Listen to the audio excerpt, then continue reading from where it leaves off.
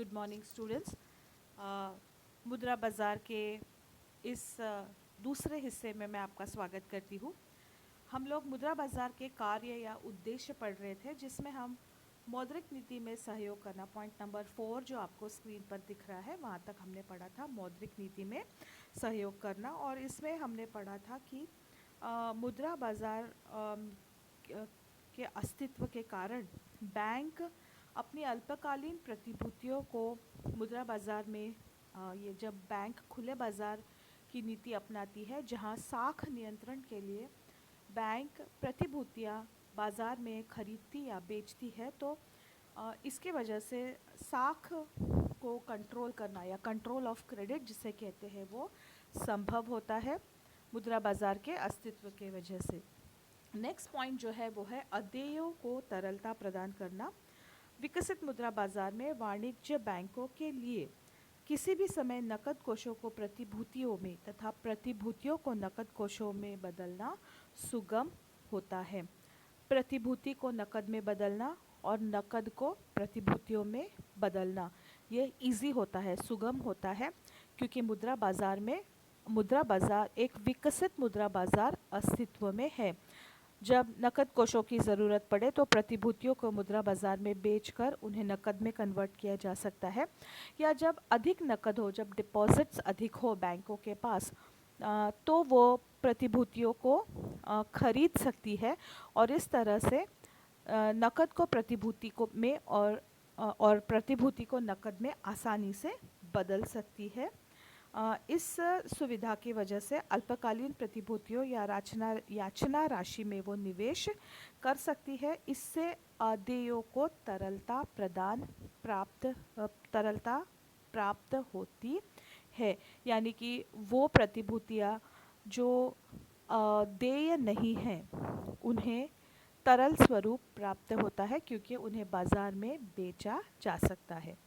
और last point है सरकार के वित्तीय आवश्यकताओं की पूर्ति। जब हम मुद्रा बाज़ार का अर्थ पढ़ रहे थे, तो उसमें मुद्रा बाज़ार में कार्यशील कौन कौन है, तो उसमें वित्तीय संस्थाएं, बैंक जैसे कि बैंक या अन्य कोई वित्तीय संस्था, व्यक्ति, और तीसरा जो पार्ट था वो था सरकार।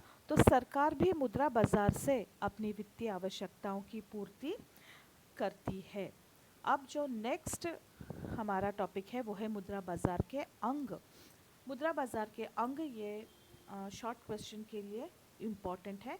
मुद्रा बाज़ार में क्या खरीदा और बेचा जाता है, तो ऋण देने वाले सामान्यतः वाणिज्यिक बैंक, साहूकार, वित्तीय कंपनी एवं कटौती गृह शामिल होते हैं। कटौती गृह मतलब कि डिस्काउंट हाउसेस।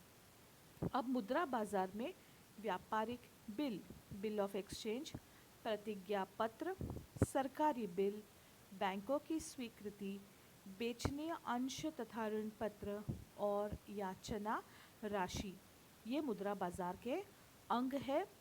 इन प्रतिभूतियों को, जैसे कि व्यापारिक बिल है, प्रतिज्ञा पत्र यानी कि प्रॉमिसरी नोट, सरकारी बिल, बैंकों की स्वीकृति, याचना राशि, बेचनीय अंश तथा ऋण पत्र, इन्हें मुद्रा बाज़ार में इसका व्यापार होता है।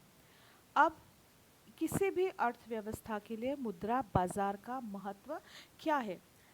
मुद्रा बाज़ार में अल्पकाल की पूंजी की आवश्यकताएं पूरी होती है। इससे दो तरह के फ़ायदे होते हैं। एक तो जिस व्यापारी को अल्पकाल में समय के लिए तरलता की आवश्यकता होती है, वो अपनी आवश्यकताओं की पूर्ति मुद्रा बाज़ार के द्वारा कर सकता है।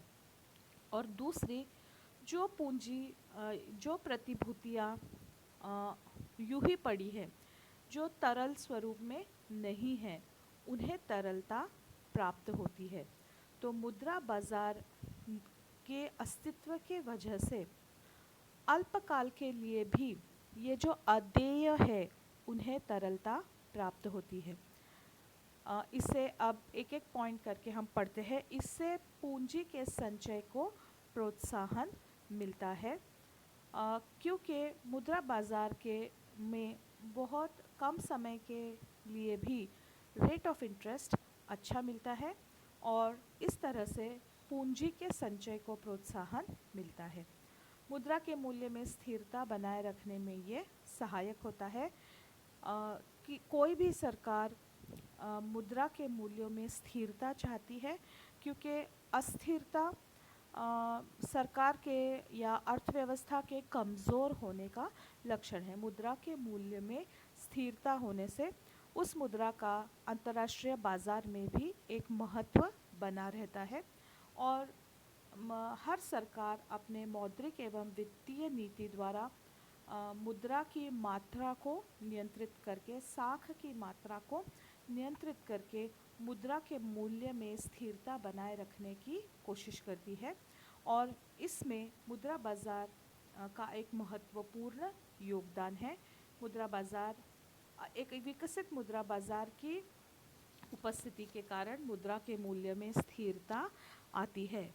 अर्थव्यवस्था के संचालन में इसका योगदान है। अर्थव्यवस्था में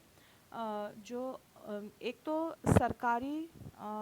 सरकार की वित्तीय आवश्यकताओं की पूर्ति भी होती है और जो सामान्य व्यापारी है वो भी अपनी वित्तीय आवश्यकताओं की पूर्ति मुद्रा बाजार के द्वारा कर सकता है।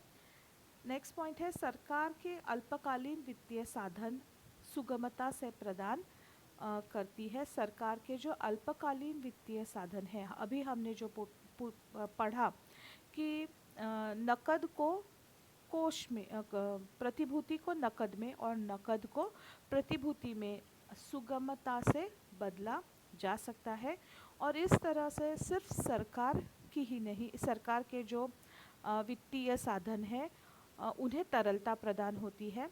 इजीली, आसानी से, सुगमता से उन्हें कोष में कन्वर्ट किया जा सकता है। नेक्स्ट पॉइंट है, पूंजी की तरलता बनाए रखने में सहायक। ये जो प्रतिभूतियां हैं ये तरल स्वरूप में नहीं है, परंतु मुद्रा बाजार में जब इनका लेन देन होता है तो इन प्रतिभूतियों को तरल स्वरूप प्राप्त होता है एवं तरलता प्राप्त होने के कारण इन्हें पूंजी में लगाया जा सकता है या पूंजी बाजार में निवेश होता है इनका। और अगर ये मुद्रा बाजार नहीं होता तो ये प्रतिभूतियाँ यूं ही पड़ी रहती, परंतु क्योंकि मुद्रा बाजार एक विकसित मुद्रा बाजार अर्थव्यवस्था में यदि है तो अल्पकाल में भी इन अदेयों को तरलता प्राप्त कराई जा सकती है और इस तरलता के गुण के वजह से उन्हें पूंजी मतलब कि पूंजी की तरह उन्हें इस्तेमाल किया जा सकता है, जो अदरवाइज़ वो प्रतिभूति के रूप में पड़ी रहती। तो अब वो प्रतिभूति के रूप में पड़ी न रहते हुए उसको तरल स्वरूप दिया जा सकता है और उद्योग व्यवसाय के लिए वित्त की व्यवस्था होती है। ये है मुद्रा बाजार का महत्व। इसके ऊपर नॉर्मली 8 मार्क्स का एक क्वेश्चन होता है और जिसमें मुद्रा बाजार के अंग, इसके ऊपर कई बार, इस पॉइंट को आप इम्पोर्टेंट मार्क कर लीजिए, मुद्रा बाजार के अंग, क्योंकि जो 8 मार्क्स का क्वेश्चन होता है वो कई बार मुद्रा बाजार के अंग के ऊपर या मुद्रा बाजार के अंग स्पष्ट कीजिए या मुद्रा बाजार में क्या क्या शामिल होता है, इसके ऊपर ये ज़रूर सवाल आता है, शॉर्ट क्वेश्चन 8 मार्क्स के लिए। तो मेरी तरफ से आज के लिए इतना ही। उम्मीद करती हूँ कि आपको समझ में आया होगा। कोई प्रॉब्लम होगा तो आप कॉलेज में आकर के मुझे कांटेक्ट कर सकते हैं। बाय बाय गर्ल्स, घर पे रहो, stay happy, stay safe, don't worry और बी हैप्पी।